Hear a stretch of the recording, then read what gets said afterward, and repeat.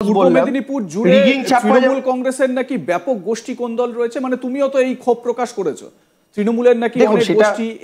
দেখুন সেটা আছে কি না, সেসব আছে কি নেই, কতটা আছে, কার সাথে আছে, সত্যি খবর না মিথ্যে খবর, এগুলো তো সংবাদ মাধ্যমে আলোচনা আমি করবো না, এটা আমি আমার পার্টির মধ্যে আলোচনা করব এবং আমার পার্টিকে যেইটুকু জানানোর আমি জানিয়েছি। আমি তোমাকে এখানে একটা প্রশ্ন করব, এই উত্তর তুমি দেবে কি দেবে না আমি জানি না, কিন্তু আমি একটা প্রশ্ন করব। পূর্ব মেদিনীপুরে তৃণমূলের নেতৃত্ব যারা রয়েছেন অনেকেই সেখানে রয়েছেন, উত্তম বারিকের নাম শোনা যায়, শেখ সুফিয়ানের নাম শোনা যায়, অনেকেই রয়েছেন, আমি আরো স্পেসিফিক ভাবে নাম বলছি না, কিন্তু এটা কি সত্যি যে পূর্ব মেদিনীপুরে তৃণমূল নেতৃত্ব তারা শুভেন্দু অধিকারীর বি টিম হিসেবে কাজ করে?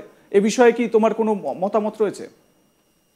দেখুন, এরকম কেউ কেউ তো সব জায়গাতেই থাকেন যারা দু নৌকায় পা দিয়ে চলেন, ঠিক আছে? তো এইটা তো আমি যদি বলি যে এরকম কেউ নেই তাহলে মিথ্যা কথা বলা হবে। কেউ থাকতেই পারেন, সেটা কে, সেটা খুঁজে বার করার দায়িত্ব দলের। আমার যদি কাউকে নিয়ে মনে হয় যে ঠিক আছে এই লোকটা সংগঠনের জন্য ভালো নয়, আমি সেটা আমার মতো করে যদি মনে হয়ে থাকে, আমি দলকে রিপোর্ট দিয়েছি, তো দল দলের মতো করে ইনভেস্টিগেট করবে, দল দলের মতো করে খুঁজে বার করবে।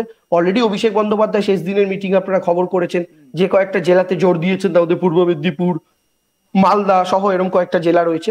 ফলে স্বাভাবিকভাবে আমার বিশ্বাস আমাদের অভিষেক বন্দ্যোপাধ্যায় অলরেডি তোমার হারের পর থেকে ওই এলাকার বিভিন্ন বিষয় নিয়ে তৃণমূলের ওখানকার স্থানীয় নেতৃত্বের বিষয়ে বেশ ভালোই আর কি নালিশটা ঠুকেছো নাকি?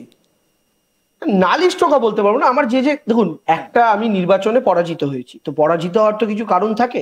আমি প্রথম দিন থেকে এটা জেনে গিয়েছি এই আসনটা আমাদের জন্য খুবই কঠিন আসন, দলের বিভিন্ন হিসাব নিকাশ থাকে, সেসব জায়গা থেকেই জেনেই গিয়েছি। ফলে আমি যে এটা জেনে গিয়েছি যে আমি জিতে বসে রয়েছি, শুধু প্রচার করব হয়ে যাবে, এটা নয়। আমি জেনেই গিয়েছি যে এই আসন কঠিন আসন, শুধু কঠিন আসন নয়, খুবই কঠিন আসন।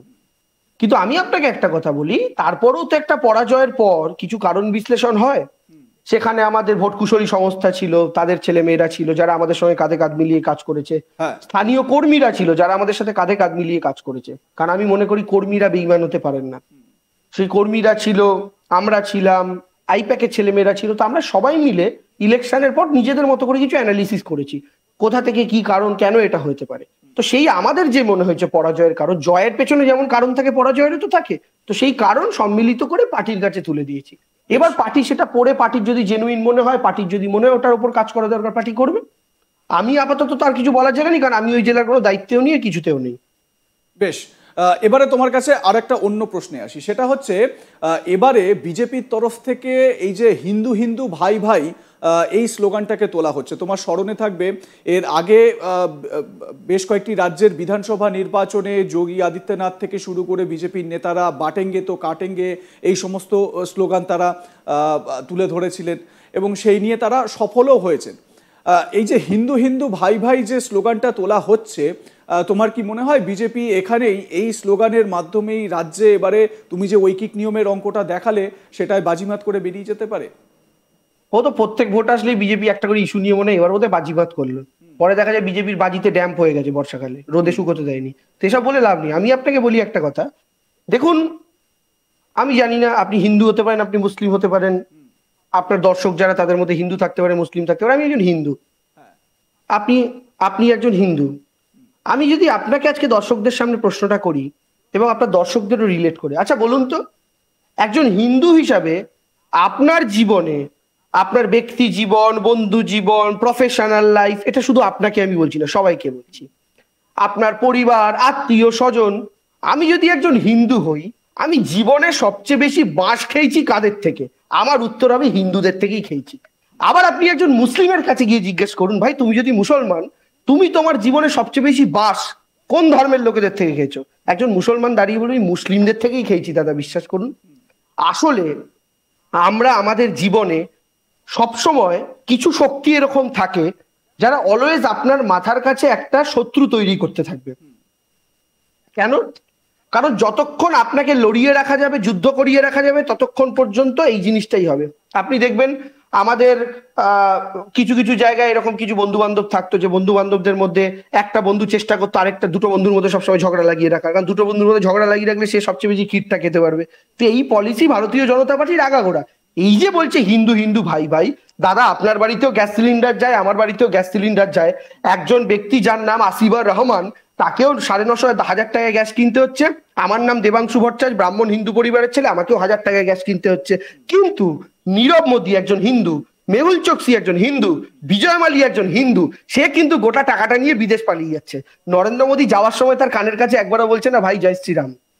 অর্থাৎ আপনার আমার মতো হিন্দুদের জন্য 1000 টাকার গ্যাস কোনো মাপ নেই। এবং হিন্দু হিন্দু যদি ভাই ভাই হবে, ভাই হিন্দুদের 15 লাখ টাকাটা দিয়ে দাও, মুসলমানদের দিতে হবে না। আমাদের মতো সেকুলার হিন্দুরা যারা আছি, আমাদের 15 লাখ টাকা করে দিয়ে দাও, আমরা মুসলমান ভাইদের 7.5 লাখ টাকা করে ভাগ দিয়ে দেবো, এটা বিজেপিকে দিতে হবে না।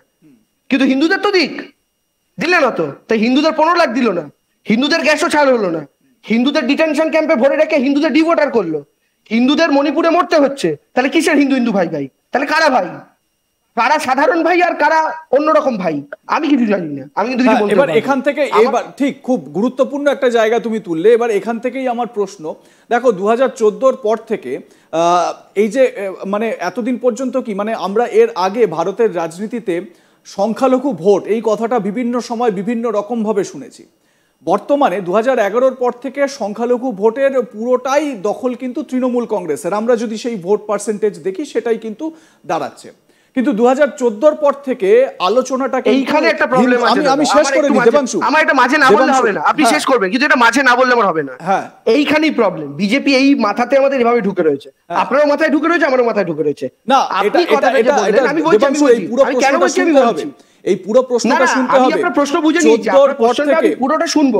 আমি তার আগে আধা কোশ্চেনেরও 2014 পর থেকে তুমি দেখো, হিসাব করে দেখো, হিন্দু ভোট বলেও কিন্তু একটা বিষয় এসেছে, যেটা কিন্তু এর আগে আমাদের রাজনীতিতে, ভারতের রাজনীতিতে হিন্দু ভোট বলে কিছু ছিল না। কিন্তু যেই কারণে এই যে হিন্দু হিন্দু ভাই ভাইয়ের কথা বলা হচ্ছে, মমতা বন্দ্যোপাধ্যায় জগন্নাথ ধাম উদ্বোধনের কথা বললেন এবং শুভেন্দু অধিকারীও পাল্টা বললেন যে 6ই এপ্রিল রামনবমীর দিন রাম মন্দির তৈরি করা হবে, রাম মন্দিরের শিলান্যাস করা হবে, সেখানে সবাই আসুন। মানে বিজেপি যেটা চাইছে, মানে তোমরা যে অভিযোগ করছো বা বিভিন্ন মানে বিজেপি বিরোধী দলগুলো যে অভিযোগ করছে যে হিন্দুদের নিয়ে একটা রাজনীতি করার চেষ্টা, সেই রাজনীতির অংশীদার তো তৃণমূল কংগ্রেসও হয়ে গেল এবং অন্য বিরোধী দলগুলোও হয়ে গেল। লাস্ট 1 বছরে বাঙালিদের মধ্যে বেশিরভাগ বাঙালি উত্তরপ্রদেশের অযোধ্যা গেছে নাকি উড়িষ্যার পুরীতে গেছে? আমি আপনাকে জিজ্ঞেস করলাম, আপনি একটু সার্ভেটা করে নেবেন, আমার বলার দরকার নেই। এবার আমি আপনাকে একটা কথা জিজ্ঞেস করি দাদা, আপনার কোশ্চেনটাতে আমি কোথায় বললাম সমস্যা? আপনি শুরু করলেন এটা বলে যে 2011-য় তৃণমূল ক্ষমতায় আসার পর থেকে মুসলিম ভোট এক কাট্টা তৃণমূল পায়, মানে তৃণমূল কংগ্রেস মুসলিম ভোট পেয়ে আসছে। দাদা 2011 থেকে আমরা হিন্দু ভোটটাও তো পেয়ে আসছি, নারে সরকারটা বদলাতো কি করে? কিন্তু আমরা হিন্দু মুসলমান উভয় ভোটই পেয়েছি বলেই না সরকারটা বদলেছে। আমি স্পেসিফিক ভাবে একটা বলছি, তৃণমূল কংগ্রেস যদি 45% ভোট পেয়ে ক্ষমতায় চলে আসে, সংখ্যালঘু ভোট যদি 30% তাদের দখলে থাকে, তাহলে হিন্দু ভোট থাকে 15%, তাহলে ম্যাক্সিমাম হিন্দু ভোটটা তাহলে বিজেপির দিকে যাচ্ছে বা অন্য দলগুলোর দিকে যাচ্ছে। একদমই ভুল অঙ্ক, একদমই ভুল অঙ্ক। 2019 আপনি 2024-এর পার্সেন্টেজ বললেন, এটা 46% আমরা পেয়েছি। আমি লাস্ট ভোটের দিকে করে বললাম। হ্যাঁ, আমরা 46%, বিজেপি পেয়েছে 39%। আচ্ছা আমি আপনাকে বলছি, আপনি ধরে নিচ্ছেন 30% মাইনরিটি ভোট আর 30% এসে মমতা ব্যানার্জির পকেটে ঢুকে যাচ্ছে।